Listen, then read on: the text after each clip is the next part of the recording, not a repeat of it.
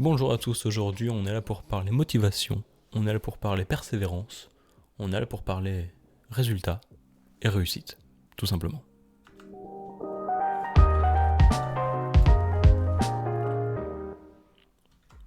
Ok, alors on va rentrer très vite dans le vif du sujet.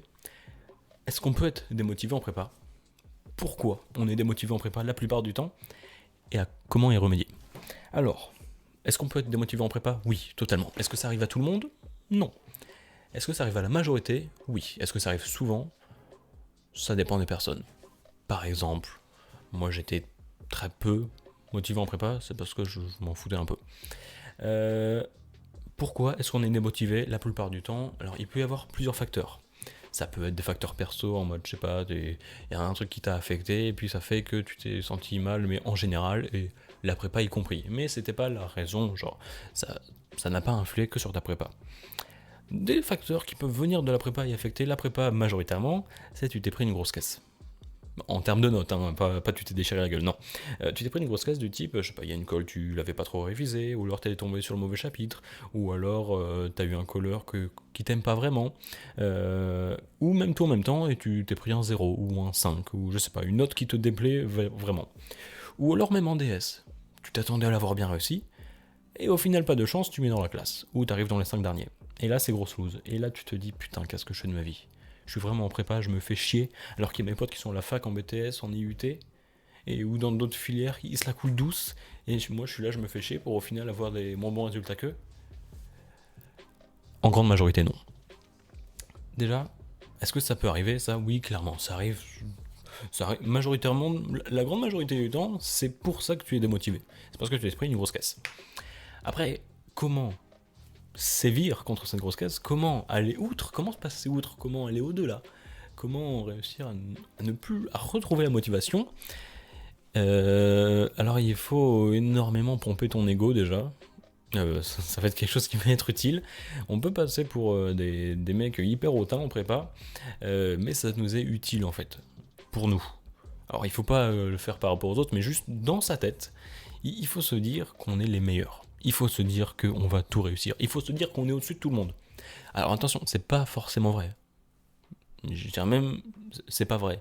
Mais il faut garder ça dans la tête. Il faut se dire qu'on est la meilleure filière, qu'on est meilleur que tout le monde. Il faut se dire que par rapport au BTS, aux IUT, à la fac, c'est tous des branleurs. C'est faux.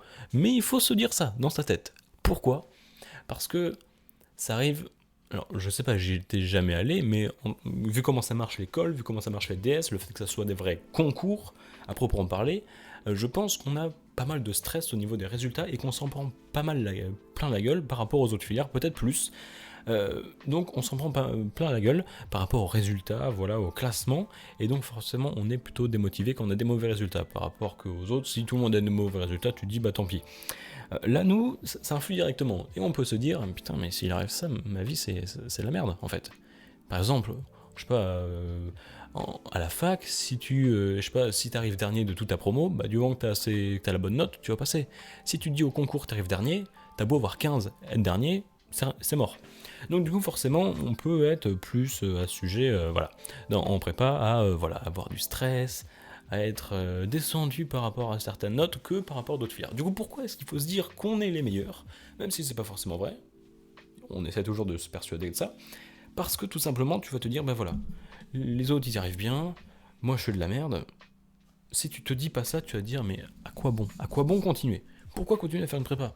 Je me casse, je vais autre part, je fais autre chose, je fais rien, et puis tant mieux, parce que moi je me prendrai pas des grosses caisses. Non, il faut se dire, je suis le meilleur. Au fond, je suis le boss. En prépa, je vais tout claquer. Je vais tout détruire.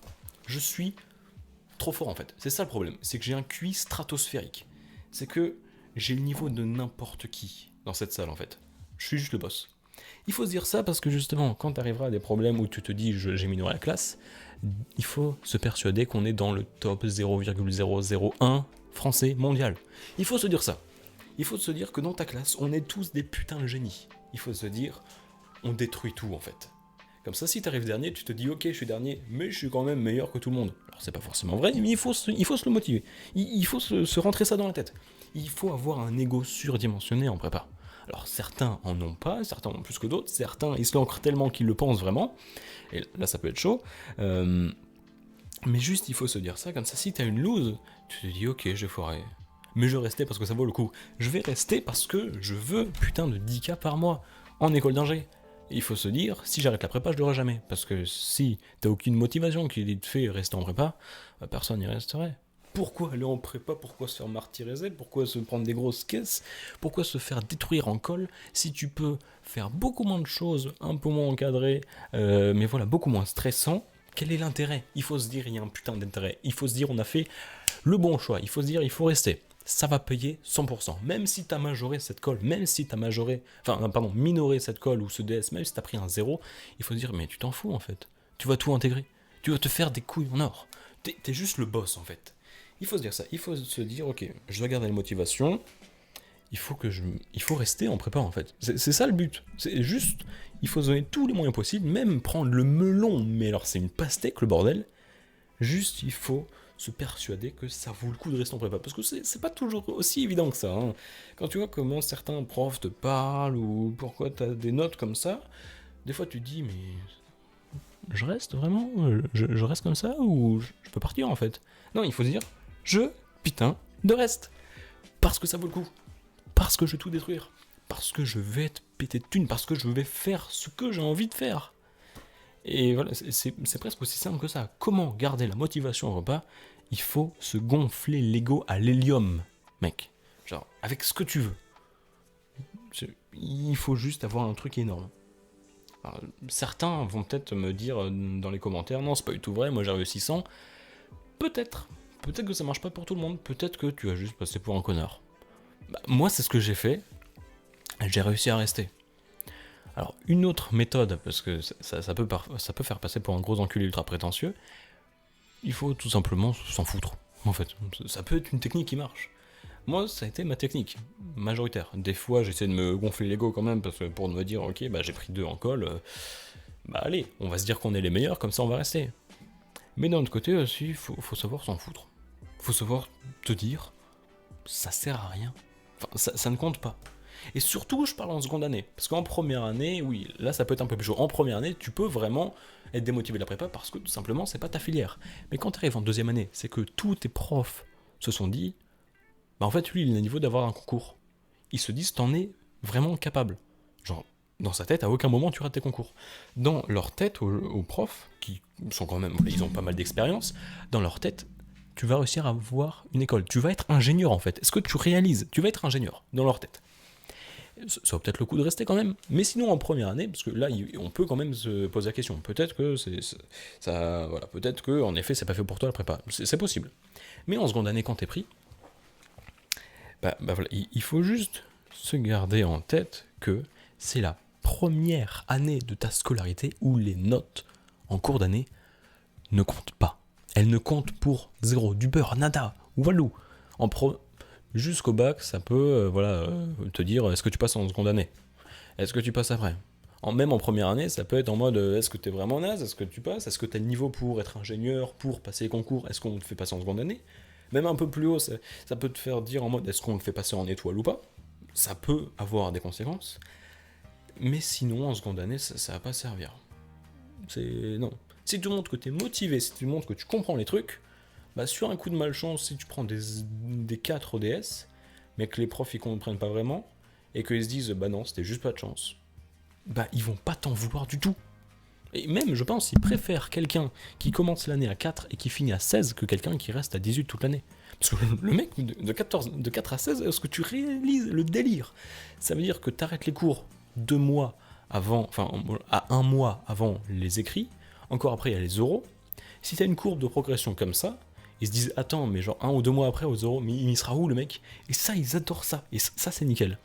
Du coup, comment garder la motivation en seconde année? Tu te dis que le plus dur est fait. Le plus dur est fait, c'est tout droit, les écrits, les oraux. Si tu te prends une caisse en seconde année, tout le monde s'en fout, ça ne va tenir rigueur à personne. Personne ne va en tenir rigueur.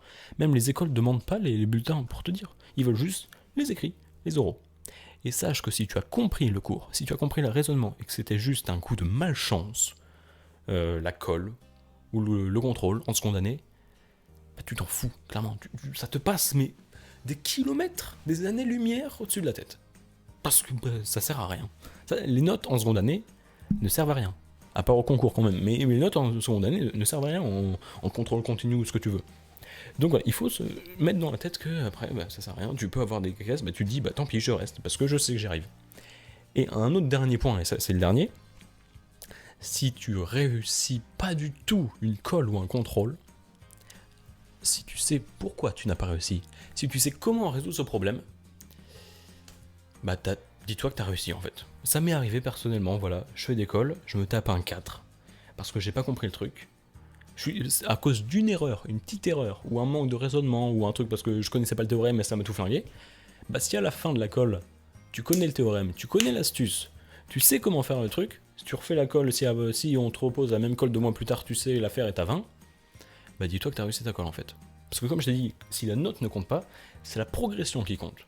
Si à la fin tu en ressors ultra enrichi, si toute ta colle, tu comprenais pas le cours, et c'est le colleur qui t'a expliqué, si à la fin t'as pris 4 parce que en effet tu connaissais pas ton cours, mais qu'à la fin tu en ressors, t'as pris ton cours, ça valait le coup. Et ça a été une colle qui est encore meilleure. Parce que je te préviens, faire une colle, tu tombes sur un sujet que tu avais déjà préparé, parce que coup de chance, c'est tombé en TD, tu réussis tout, t'as 20, ça t'a posé aucun problème, la colle ne sert à rien. Il faut se dire, avoir des bonnes notes en colle, ça ne sert à rien. Ça peut te dire, ouais, j'ai réussi, ouais, ces parties-là, je maîtrise. On passe à côté, on attaque les choses sérieuses. Mais avoir des bonnes notes en colle, ça sert à rien. Voilà tout ce que je peux te dire. Comment garder la motivation, te dire que t'es le meilleur, parce que c'est le cas, et s'en foutre royalement, surtout en seconde année. En première année pas trop, mais en seconde année tu t'en fous. Ce qui compte ce sera en mai, en juin, en juillet, et c'est tout. Enfin ouais, voilà. Voilà tout ce que je peux vous dire. Sur ce, je vous laisse, je vous dis à la prochaine, à plus.